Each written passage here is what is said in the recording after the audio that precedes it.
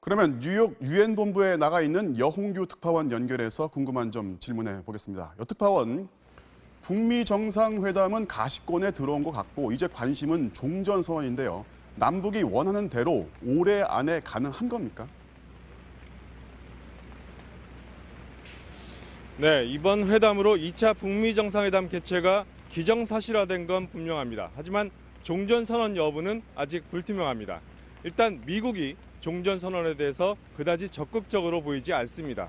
정상회담 직후 청와대와 백악관은 회담 결과에 대해 각각 설명을 했는데요. 청와대는 두 정상이 종전선언에 대해서 깊이 있는 대화를 나눴다고 밝혔지만 백악관 발표에는 종전선언이란 말 자체가 빠져 있습니다.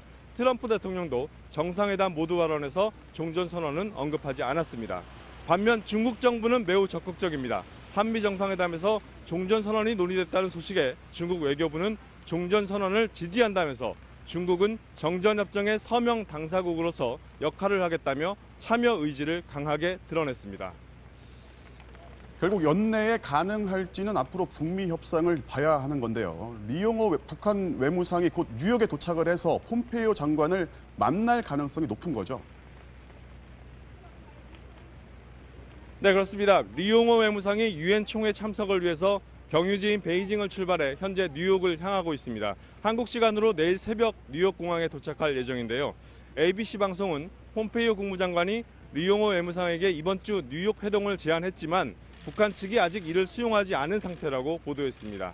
하지만 2차 북미 정상회담을 앞두고 있고 특히 김정은 위원장이 비핵화 의지를 강하게 피력한 만큼 북한이 굳이 미국과의 만남을 피할 이유는 없을 것 같습니다. 따라서 이번 주 안에 북미 간 그리고 경우에 따라서는 남북 간 외교장관 회동이 성사될 가능성도 있어 보입니다. 또 국제원자력기구 IAEA 본부가 있는 오스트리아 빈에서도 북한 최선희 외무성 부상과 스티븐 비건 대북정책 특별대표가 북미 회담을 위한 조율에 들어갈 예정입니다.